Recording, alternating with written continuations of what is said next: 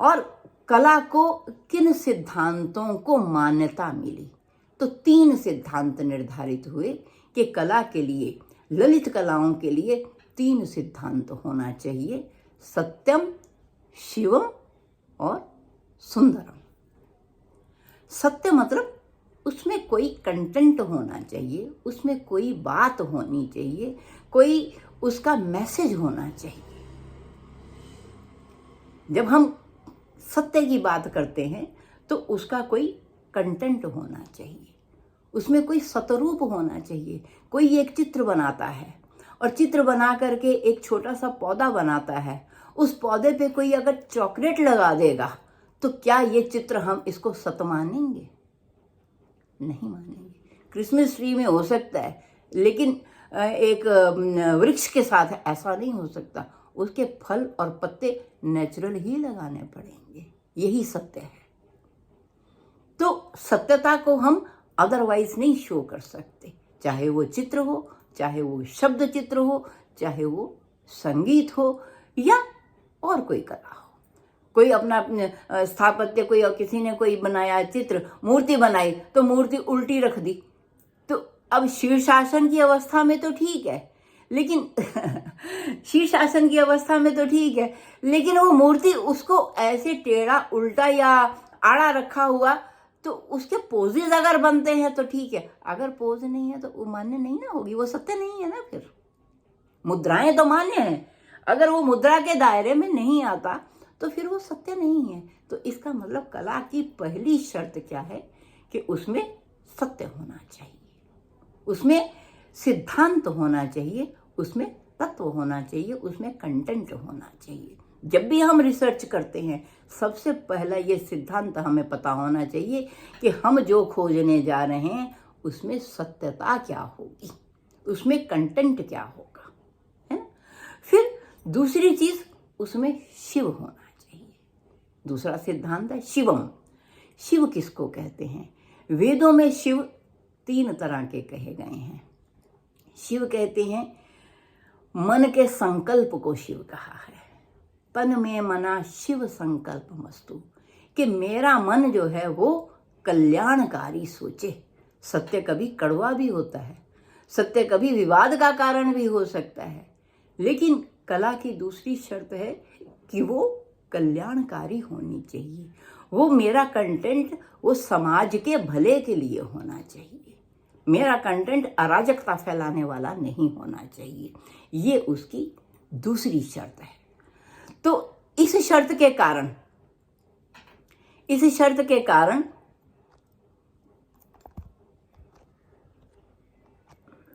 तो ये शर्त जो है ये दूसरी शर्त है, और मेरा मन शिव संकल्प वाला होना चाहिए। कलाकार को उसका कल्याणकारी रूप जो है वो ध्यान में रखना पड़ता है, चाहे वो कंटेंट है, चाहे वो उसका जो भी चीज़ उसकी प्रेजेंटेशन में हो। तीसरी चीज़ उसमें दूसरा उसका शिव रूप क्या है कि वो उसका शिव रूप क्या है कि उसको अगर वाणी से कहते हैं, उसको हम एक्सप्रेस करते हैं, तो वो सूदिंग होना चाहिए। उसके लिए वेद में मंत्र आता है, सिद्धांत आता है, यो वै शिवम शांतम वाचम तत्साम। तो शिव रूप क्या है?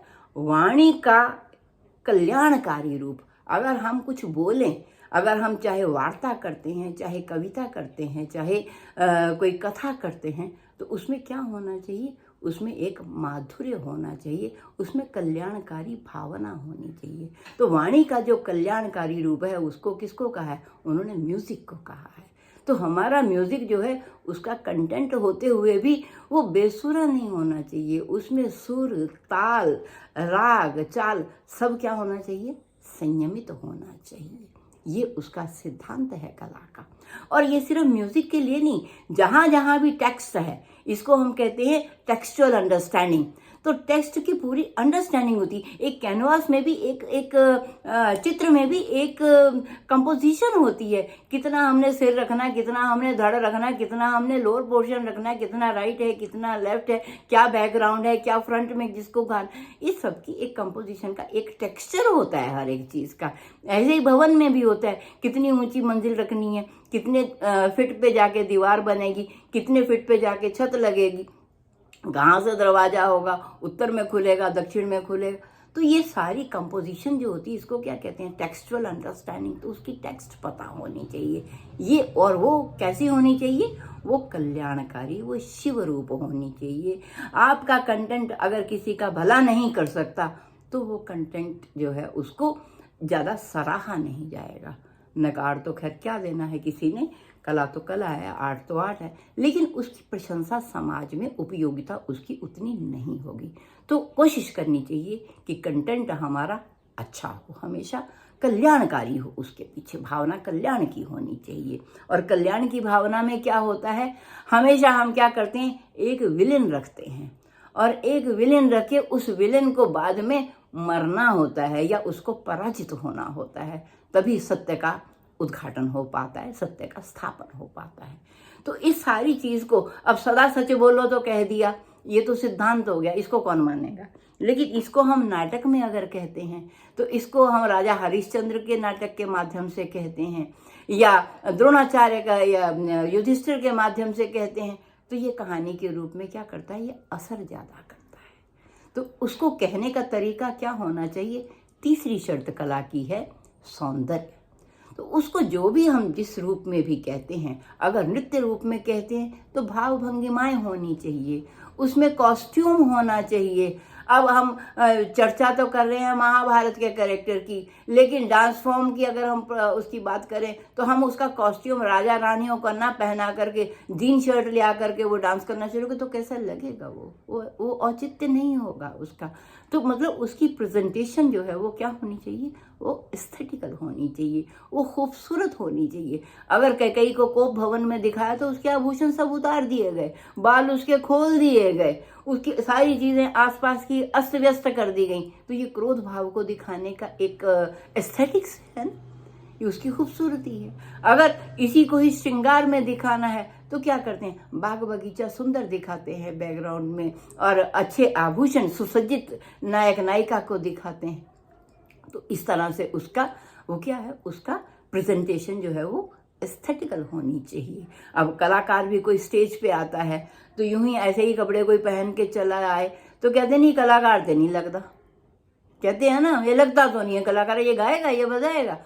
तो हम लोग तो मतलब हमारा जब एग्जाम भी होता है, खैर अब तो मैं रिटायर हो गई, एग्जाम भी जब होता है तो हम बच्चों से यही कहते हैं अच्छे वेश में आओ, ताकि अगर आपकी स्टेज परफॉर्मेंस है तो कम से कम लगना तो चाहिए कि आप आर्टिस्ट बैठे हो, है ना। तो उसको एस्थेटिकली प्रेजेंट करना, तो उसमें बहुत सारी चीजें आती हैं, स्वयं की सज्जा, वातावरण की सज्जा, स्टेज की सज्जा, अपने इंस्ट्रूमेंट्स और अपने सब उपकरणों को कहाँ कहाँ रखना है, उसका प्रतिस्थापन का, उसका जो है वो यथास्थान, उसका रूप। तो अब ये सारी चीजें जो हैं ये क्या है, ये उसके एस्थेटिक्स में आती हैं। तो कला में जब तक एस्थेटिक्स नहीं है, जितना सौंदर्य उसमें ज्यादा होगा उतना वो प्रभावशाली होगा।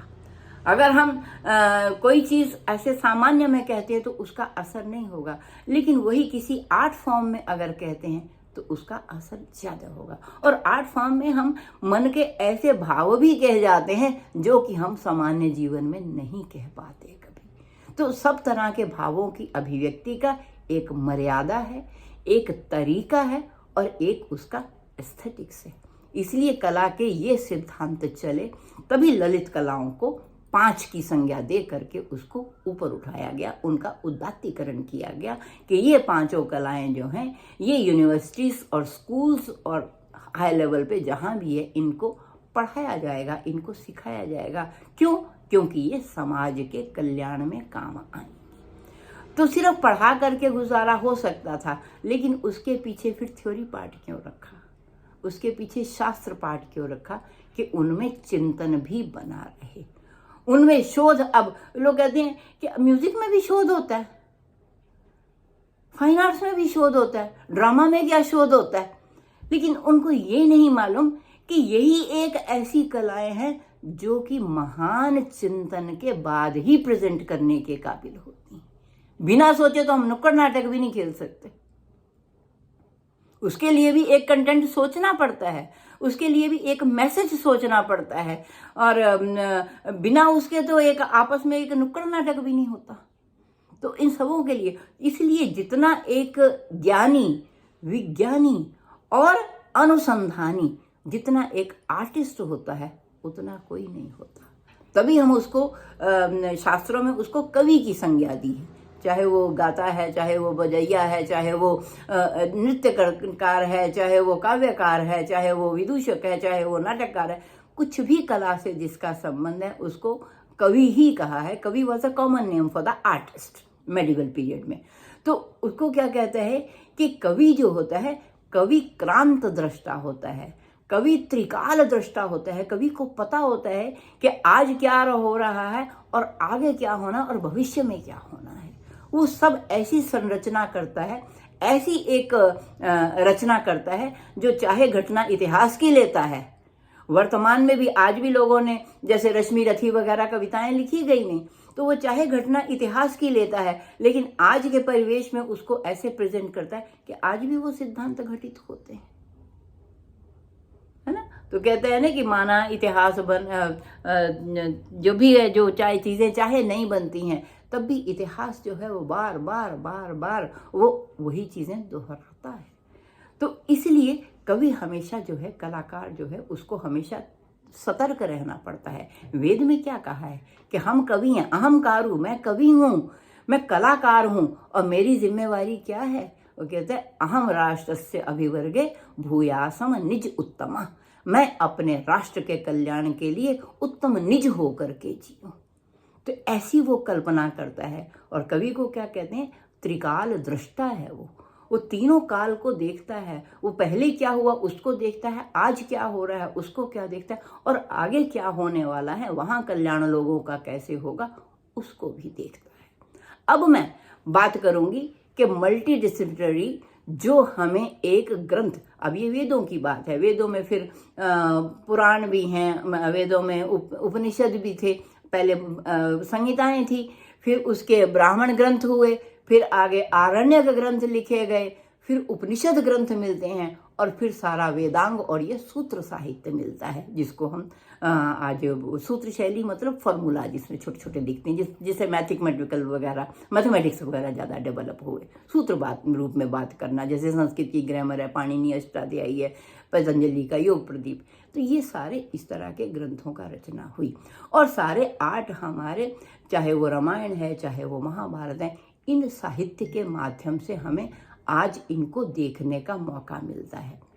लेकिन हम बात करते हैं आज अब मल्टी डिसिप्लिनरी, जहाँ पर हमें एक ही जगह पे, अगर हम चाहें तो, अब आज के विद्यार्थी के लिए, रिसर्चर के लिए इतना टाइम नहीं है कि वो जाके पहले वेद पढ़ना शुरू करे, फिर उपनिषद पढ़ना शुरू करे, फिर वो इतने में तो उम्र बीत जाएगी। तो रिसर्च का तो 3 साल का सारा समय है। तो हमें क्या करना है? हमें इसको